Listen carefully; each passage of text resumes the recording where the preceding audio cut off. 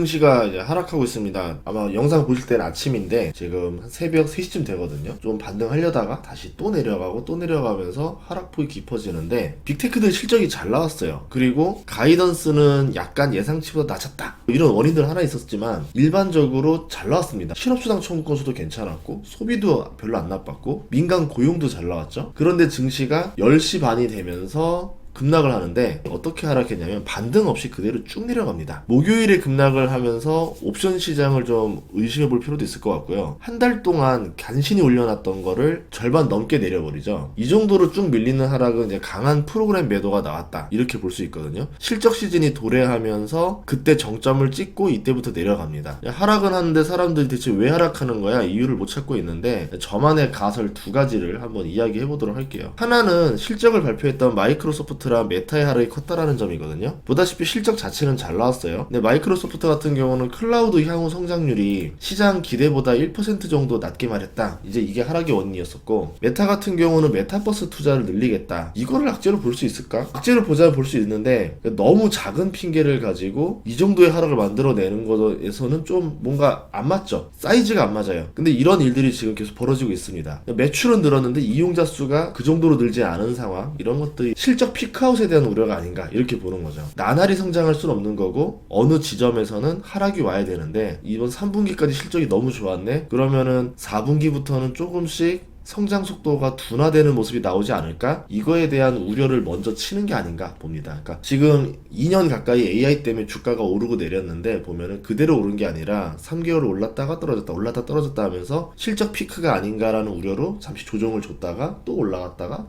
내려갔다가 이렇게 왔다 갔다 했었거든요. AI 수혜를 그대로 입은 게 이제 엔비디아잖아요. AI 성장을 대변하는데 주가가 10배 넘게 올랐습니다. 그렇게 상승할 수 있었던 거는 끊임없는 성장 가속도거든요. 제가 주식 투자에서 되게 중요하게 여기는 게 이 가속도라는 단어예요. 성장 속도가 떨어지지 않고 더 빨라지는 거를 시장이 원하거든요. 그걸 기대하기 때문에 주가가 시간이 갈수록 가속도가 붙으면서 올라갑니다. 시가총액이 점점 커지는데 주가 상승 속도가 더 빨라져요. 그러다 보면 어느 시점에서는 더 이상 못 올라가는 시점이 오겠죠. 문제는 성장 속도가 떨어질 수밖에 없는 거고, 그 시점이 되면은 기업의 성장과 관계없이 주가는 너무 빨리 올랐기 때문에 쉬어가는 구간이 필요하게 됩니다. 조정을 주는 구간이 나오는 거죠. 마이크로소프트나 메타가 이제 가속도의 피크라고 보는 세력들의 매도세가 아닌가, 먼저 빠져나가는 세력이 있을 수도 있겠다, 이렇게 볼 필요가 있습니다. 또 하나는 뭐냐면 슈퍼 마이크로 컴퓨터의 회계 조작 의혹이 확산되고 있는데요. 공매도 리포트로 시작됐어요. 그래서 아예 의혹이겠지 하는데 점점 사실이 아닌가 하는 믿음이 늘고 있는 상황이 됐습니다. 이번에는 회계감사가 사임을 했어요. 회계에 문제가 있다라는 걸 알 수 있는 대목이죠. 공매도 리포트가 회계 문제가 있다라고 지적을 했으면 아니다라고 반론을 하고 깔끔하게 회계를 해줘야 되는데 회계감사가 사임을 한다? 근데 그 주식이 또 AI 수혜주다? 그럼 미국 사람들 입장에서는 어떤 생각이 드냐면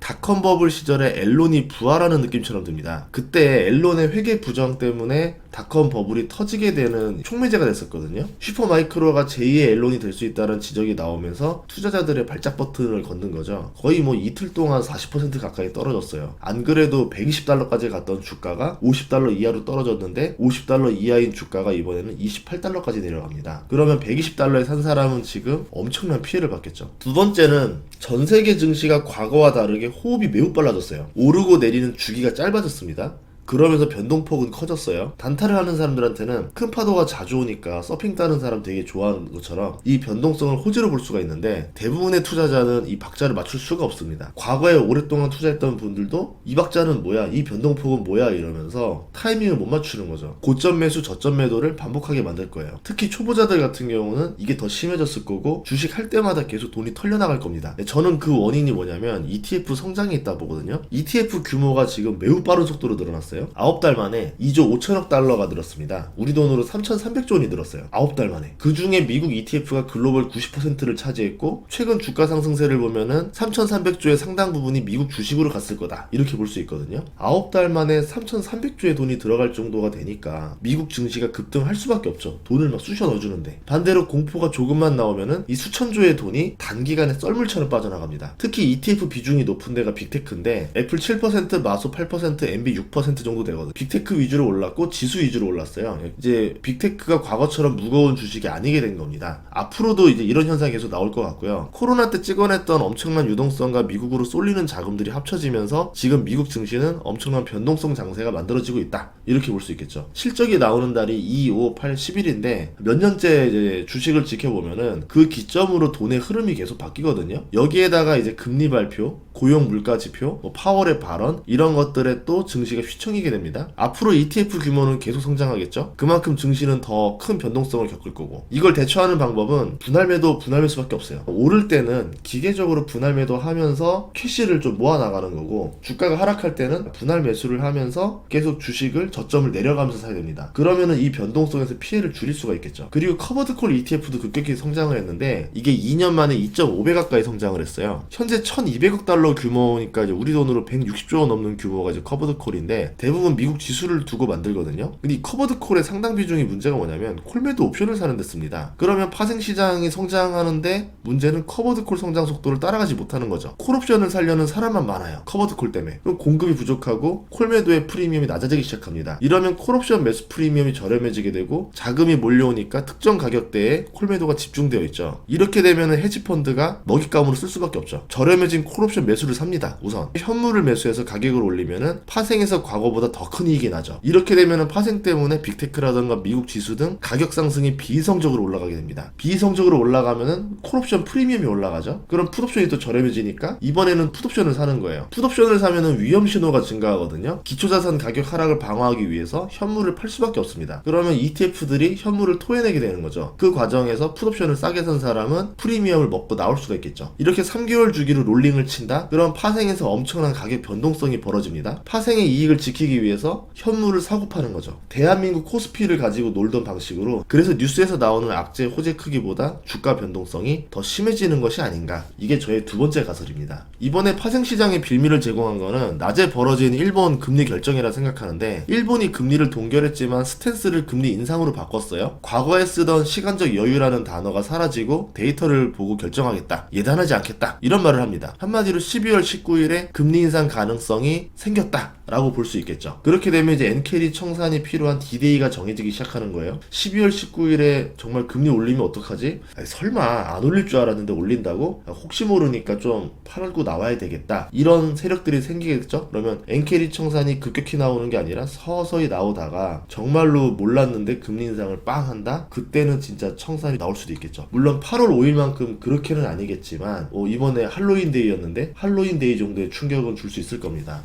경제 물가 전망이 실현되면 금리 인상을 하겠다. 일본은 근데 지금 실업률이 2%대예요. 물가 상승률이 높은 편이고 엔겔 지수가 40년 만에 최대치고 국민들은 고물가에 허덕입니다. 엔달러는 152엔을 돌파해서 수입 물가가 또 치솟을 가능성이 있어요. 데이터를 보고 결정하겠다라는 거는 내 책임 아니야, 회피성 발언인 거지 금리를 안 올리겠다라는 뜻은 아닐 겁니다. 일본이 금리 동결을 했지만 총재의 발언이 예사롭지 않았음을 느꼈는지 엔화가 딱 그 시점부터 강세로 돌아섰어요. 다음번 금리 인상 가능성을 염두에 둔다, 저는 그렇게 보고 있는데, 가능성이 올라갔다라는 거지 진짜로 하는 거는 좀 더 지켜보긴 봐야 되겠죠. 엔화가 약세로 돌아서다가 미국 증시가 급락하면서 다시 또 강세로 돌아섭니다. 미국채 10년물 금리는 4.3%가 약간 안 되는데 이게 지표 때문에 튀어 올랐다가 다시 내려왔거든요. 이게 4.3%로 계속 오래 있으면은 상업용 부동산 문제를 건들 가능성이 생겨요. 상업용 부동산도 진짜 간신히 버티고 있는, 이 지지줄 하나로 버티고 있는 상황인데 금리가 계속 높게 유지된다? 그러면 한계점에 도달할 수가 있어요. 이 한계점이 안 오면 그냥 스무스하게 서서히 해결할 수가 있는데, 그렇지 않게 되면은 얘도 또 하나의 문제로 등장할 수 있게 되는 거죠. 그리고 자동차랑 가전 같은 경우는 할부 판매를 많이 합니다. 한마디로 금리의 영향을 많이 받거든요. 제조업의 어려움이 계속 겪을 수가 있는 거죠. 고금리가 계속되면은 이제 제조업의 위축이 발생할 수가 있게 되는 겁니다. 서비스는 잘 버티고 있는데 제조가 상황이 안 좋은 이유가, 저는 그렇게 해석을 하거든요. 이게 침체를 유발시키는 원인이 될 수도 있어요.